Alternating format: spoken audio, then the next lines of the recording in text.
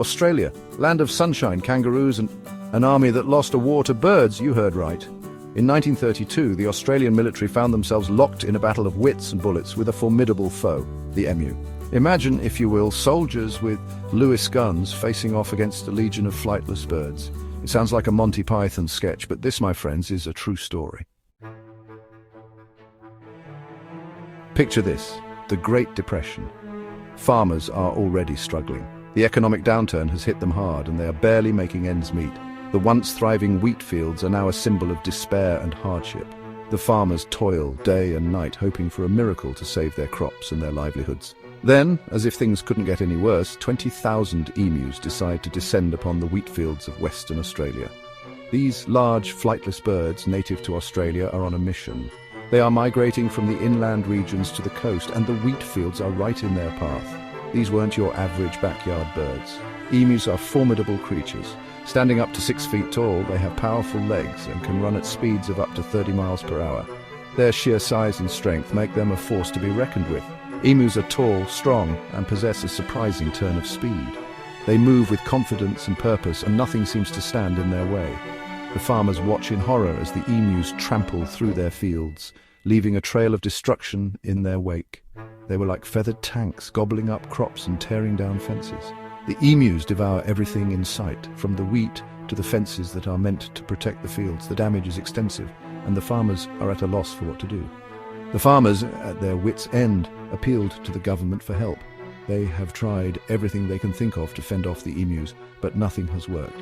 Desperate and out of options, they turn to the authorities for a solution. The solution? Send in the army, of course. The government decides that the best way to deal with the emu invasion is to deploy military personnel to the affected areas. Armed with machine guns and trucks, the soldiers are tasked with driving the emus away and protecting the wheat fields. Because what could possibly go wrong? The soldiers quickly realize that the emus are not easy targets. The birds are fast, agile, and surprisingly resilient. The military operation turns into a comical and frustrating endeavor as the soldiers struggle to outsmart the emus. The Great Emu War, as it comes to be known, becomes a legendary tale of man versus nature. Armed with Lewis guns, a weapon designed to mow down enemy soldiers, the army rode into battle. These guns, known for their rapid-fire capability, were expected to make quick work of the emu problem. The soldiers, confident in their mission, believed they would return victorious, having saved the crops from the feathery invaders. Their mission? Cull the emu population and save the crops. The emus, large flightless birds native to Australia, had become a significant problem for farmers. They trampled over fields, devouring crops and causing widespread destruction. The government decided that military intervention was the only solution to this avian menace. What followed was a comedy of errors. The soldiers, trained for human combat, found themselves outmatched by the agile and unpredictable emus. Equipment malfunctions, poor coordination, and the sheer speed of the birds turned the operation into a farce.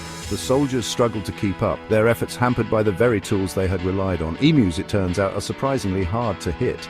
These birds, standing over 6 feet tall, could run at speeds of up to 50 kilometers per hour. They zigzagged across the fields, dodging bullets with an almost uncanny ability. The soldiers, despite their best efforts, found themselves firing at empty air more often than not. They scattered before the soldiers, their feathers seemingly impervious to bullets. The emus' thick plumage and rapid movements made them difficult targets. The soldiers' frustration grew as their ammunition dwindled, and the emus continued to wreak havoc on the farmland.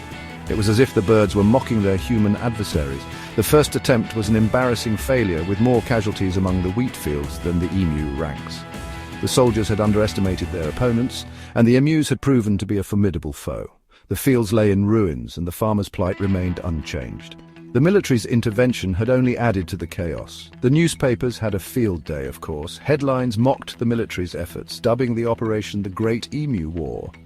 Journalists relished the absurdity of the situation, and the public was both amused and bewildered by the government's failed attempt to control the emu population.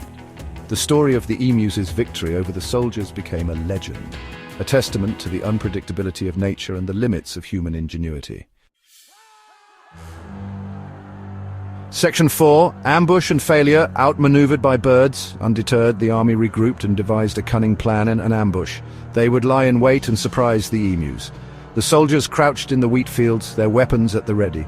The emus, however, seemed to sense the trap. They dispersed, seemingly mocking the soldiers with their uncanny ability to avoid any confrontation. The ambush was a bust, and the soldiers were left feeling more than a little ridiculous. Section 5. The Great Emu Chase. Trucks, guns, and frustration. Desperate times called for desperate measures. In the early 1930s, Australia faced an unexpected adversary, the emu. These large, flightless birds were wreaking havoc on farmlands, devouring crops and causing significant damage. Farmers, already struggling with the aftermath of the Great Depression, were at their wits' end. They needed a solution, and fast. The army decided to chase down the emus in trucks, guns blazing. The plan seemed straightforward: use military might to combat the feathered menace. Soldiers were armed with machine guns mounted on the back of trucks, ready to take on the emus head-on. It was a bold strategy, one that combined speed and firepower. Imagine a convoy of military vehicles careening across the outback in hot pursuit of a bunch of birds. The scene was almost surreal. Dust clouds billowed behind the trucks as they sped through the rugged terrain, engines roaring and guns at the ready. The soldiers were determined, their faces set with grim resolve. It was a scene straight out of a Looney Tunes cartoon. The emus, however, were not easy prey. They darted and dashed, their long legs propelling them swiftly across the landscape. The soldiers, despite their best efforts, found themselves in a comical chase reminiscent of Wile E. Coyote's endless pursuit of the roadrunner. But the emus, nimble and swift, easily outmaneuvered the trucks. These birds, with their keen senses and agile movements, proved to be formidable opponents. They zigzagged through the terrain, leaving the cumbersome military vehicles struggling to keep up. It was a battle of wits and speed, and the emus were winning.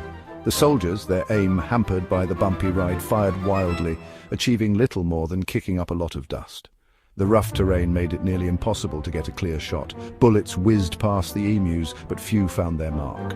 The frustration among the troops grew as the emus continued to evade capture, turning the mission into a chaotic and ultimately futile endeavor. Section 6: Aftermath and Legacy. A victory for the birds. The Great Emu War ended not with a bang, but with a whimper. The army, defeated and demoralized, retreated, leaving the emus to their victory dance. The birds had won. The legacy of this bizarre event, a hilarious footnote in Australian history, and a cautionary tale about the perils of underestimating the enemy, especially when the enemy is a bird with an attitude.